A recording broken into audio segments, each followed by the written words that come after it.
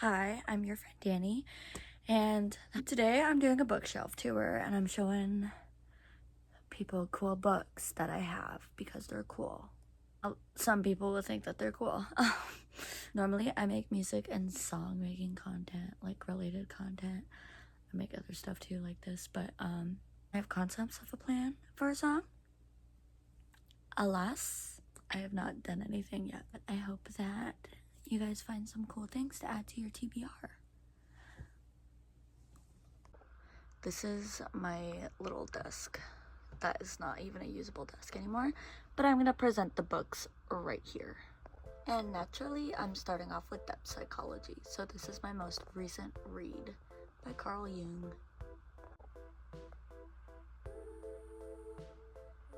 And I'm just starting off with all of my Jungian books, Jungian related books.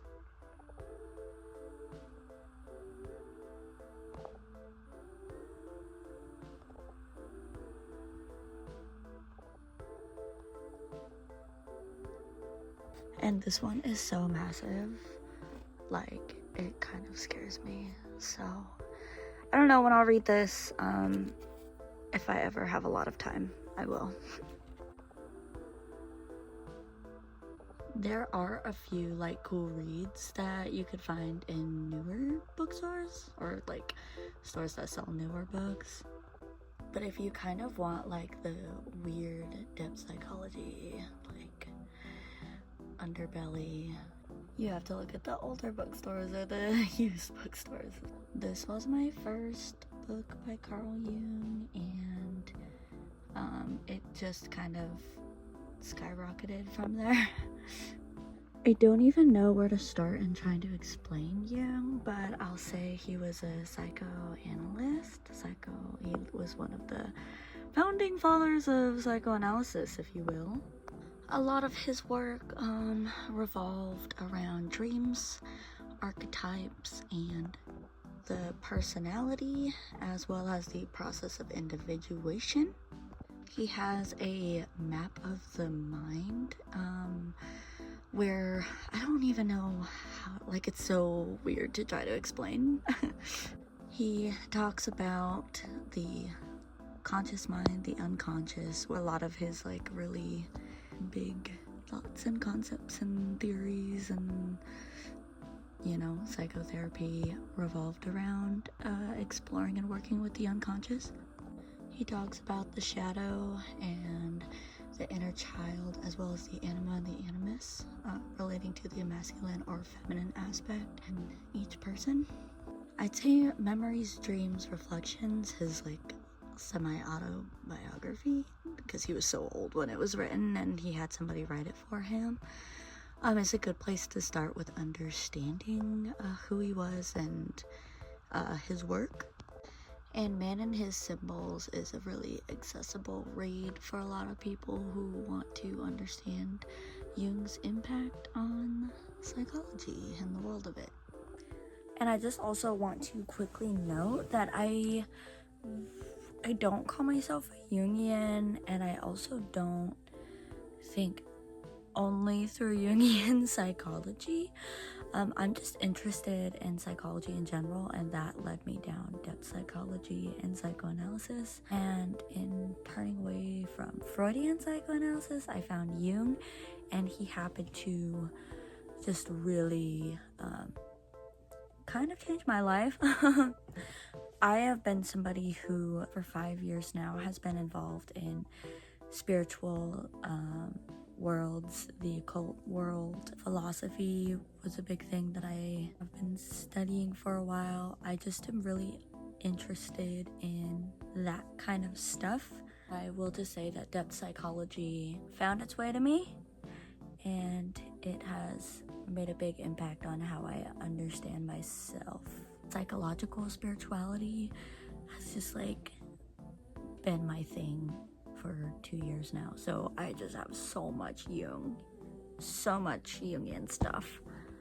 And I will say that a lot of the books that I'll present in this video have been collected over years of exploring these different realms of thought and belief systems, different religions religions and ways of life.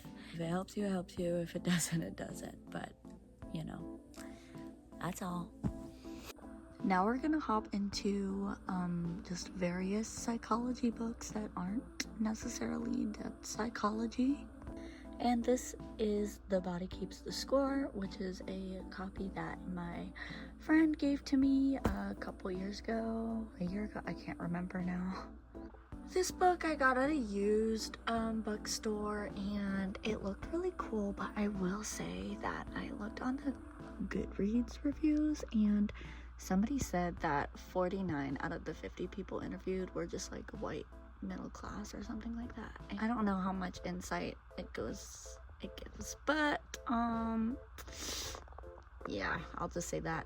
This is unfortunately a DNF book. Did not finish. I got pretty far into it. I don't know why I didn't finish it, but I will someday. So this woman, she's the one who started the whole 5 stages of grief thing.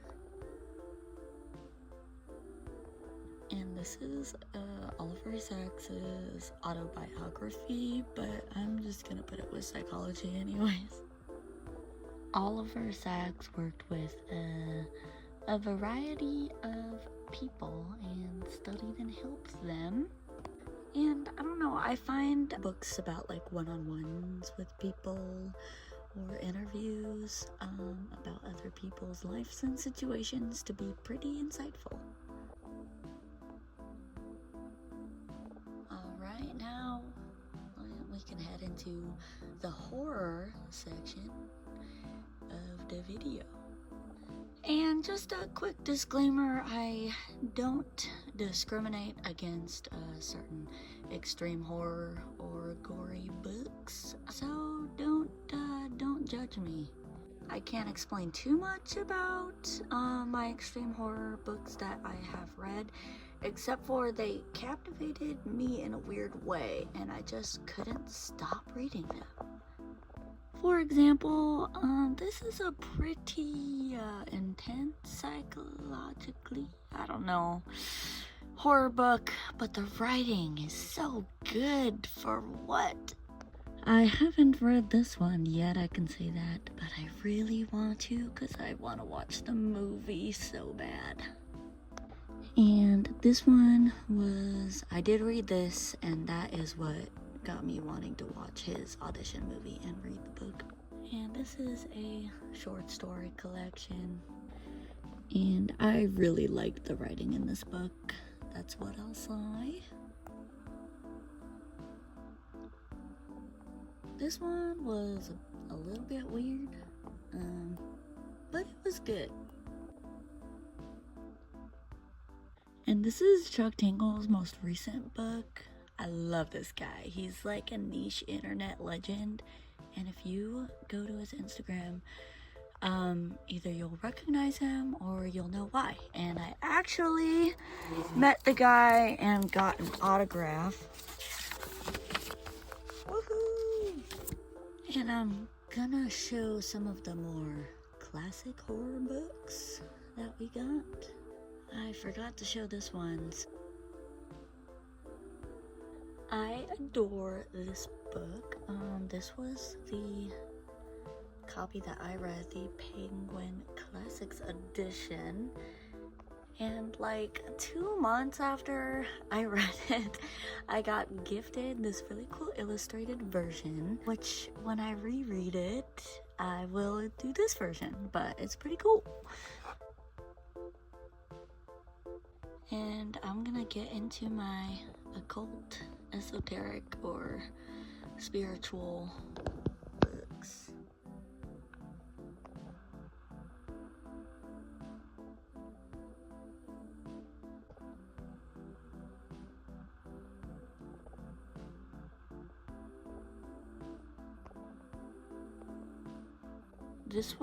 I still kept this book just because I like the meditations, but this was definitely during like my New Age era. My next section is gonna be thriller, psychological, kind of just like dark, twisted, I don't know. This copy is pretty beat, but it's okay because it was like $1.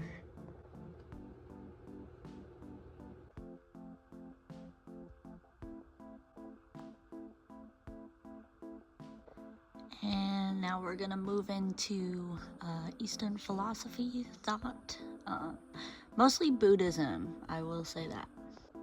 I'm excited for this one.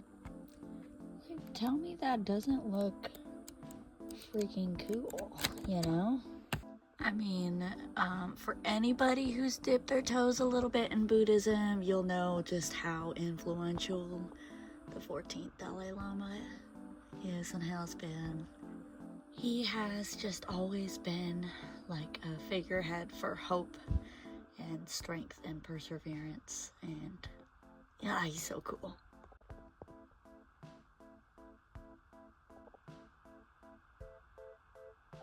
Every single Thich Nhat Hanh book I've read, there is just something so calming about Thich Nhat Hanh just in general. Rest in peace. He was really amazing. This book I was also gifted by a friend, and I haven't read a lot of it, but I did start reading it before going to sleep. It's pretty ginormous, but the font is big and it has pictures, which is pretty cool. But I love Winnie the Pooh. He is just so cool.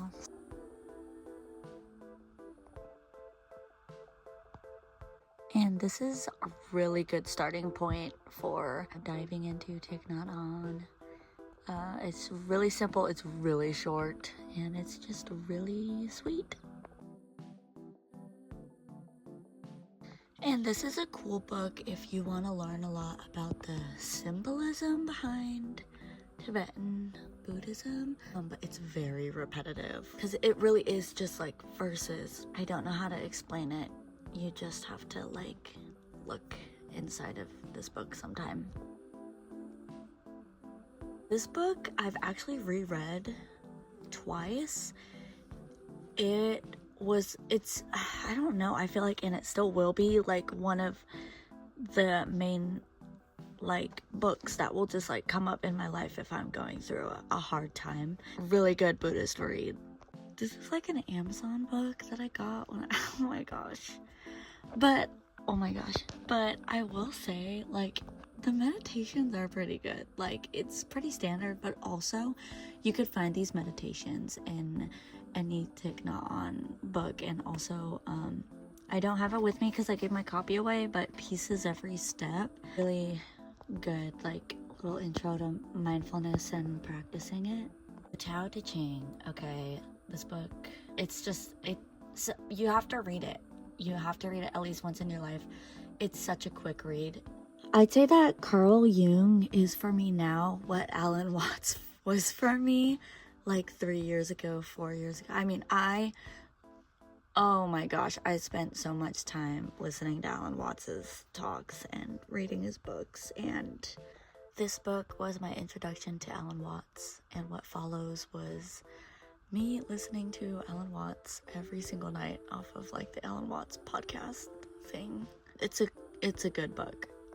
I'd say this book is a bit heavier than The Wisdom of Insecurity. Like, if you were gonna start to read Alan Watts, I would start with The Wisdom of Insecurity, and I would listen to him a little bit more, and then I would go into The Way of Zen.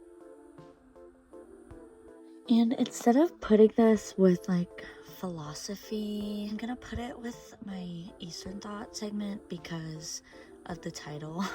And there's something from every religion. It has the Bible, Heraclitus, the Buddha, Plato, Jesus of Nazareth, like just a bunch of names on this. And last but certainly not least, the Bhagavad Gita. And it's massive and very small font. I mean, I got a little bit discouraged by it. Okay, my next segment is short stories and poems and, you know, anthology type stuff. I don't know. You gotta kick it off with Borges. I mean, he is so iconic.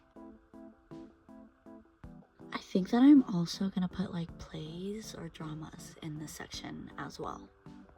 This is a fiction book. I honestly am a little bit scared of it because it's about this guy's, you know, nightlife adventures in the red light district, if you get what I'm saying. I don't know. Oh my gosh, I don't know.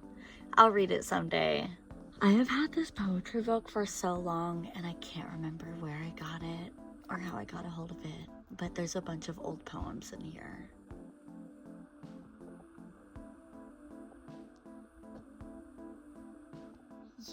You should always have a Emily Dickinson selected poems book somewhere.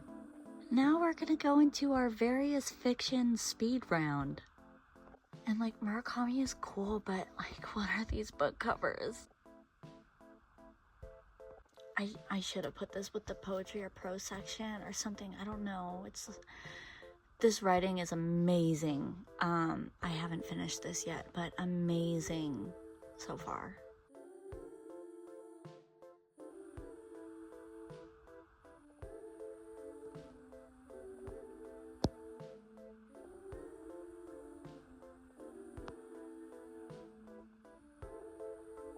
I got almost halfway through Dune, but I just could not understand it at all. So I'm thinking I will be able to now after watching the movie.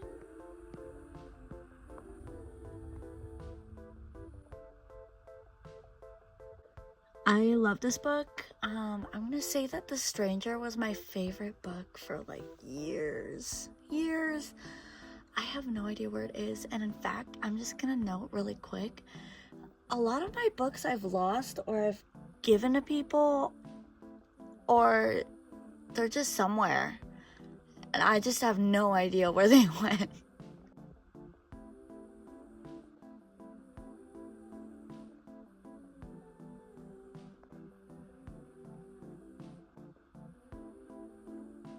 The Handmaid's Tale is so freaking good, and I just can't believe that people haven't read it. Like, the book, that people haven't read the book. Read the book. Like, read the book, please.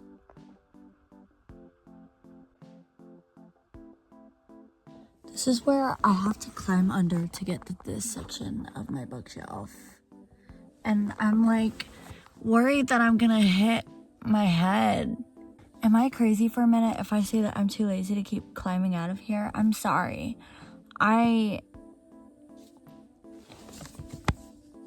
Sirens and Muses. This is the first Murakami book that I ever read, and it should not have been the first Murakami book that I ever read, because tell me why it is literally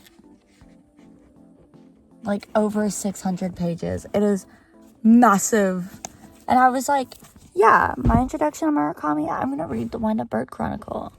Yeah, smart thinking, Danny.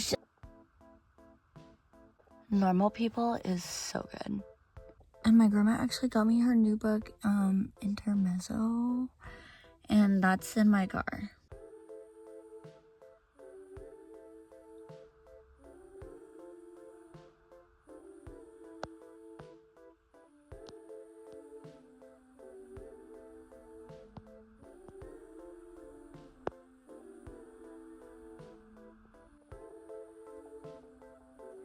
And this is my current read right now. And I'm gonna do these together because the books are kind of written similarly, but this is mythology and nonfiction. And I don't know why I did this, but I read 2 pages every day for so long, and I didn't retain any of the information. It's just way too much information, but it's probably a good reference book. And if I find any biography or autobiography up in here, I'll also put these in this little segment. I didn't know what to classify this as, so I'm also just gonna put this under here, but it's like a financial help book, kind of. This book is so tall, but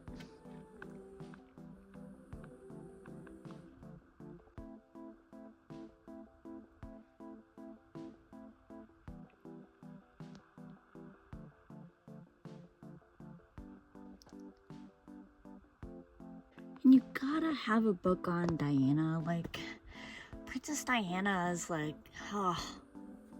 she's awesome. I found that at a little Goodwill and I was like, oh my god, Treasure Island. The Treasure Island movie that was like a staple of my childhood. And now, friends, we have made it to the philosophy. The philosophy portion.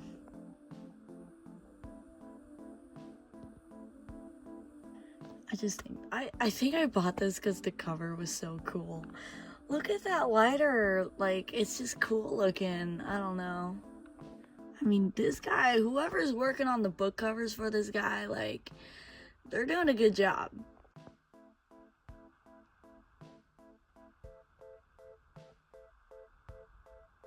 Man, I bought this book and I don't think I'll ever read it, but I'm just gonna have it in my collection anyways. I'm sorry.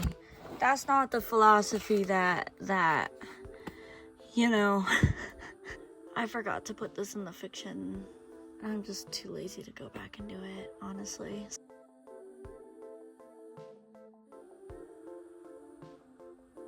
And these like little philosophy books you can find in any sort of used bookstore.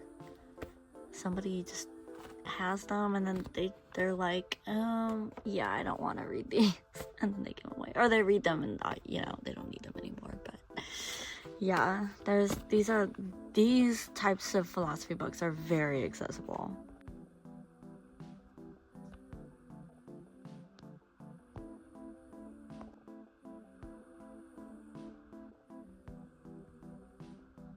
And if you're into Marxism and society, and honestly, this book is still pretty relevant right now. It's kind of a tricky read, and I love this book. Really good, really cool book. And my last round is books that I like missed and forgot to put in. So, random round.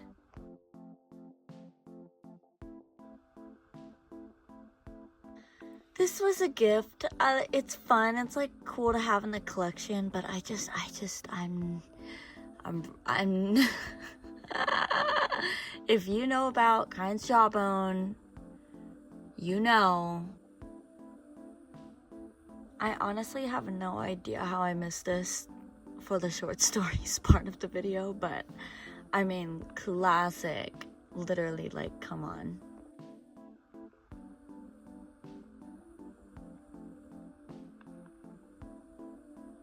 That's a cool cover. I'm not gonna lie, this video was really annoying to make, honestly. I'm not doing that again, ever. Ever. Okay? But that's my bookshelf.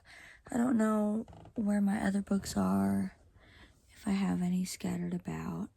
Anyways, bye.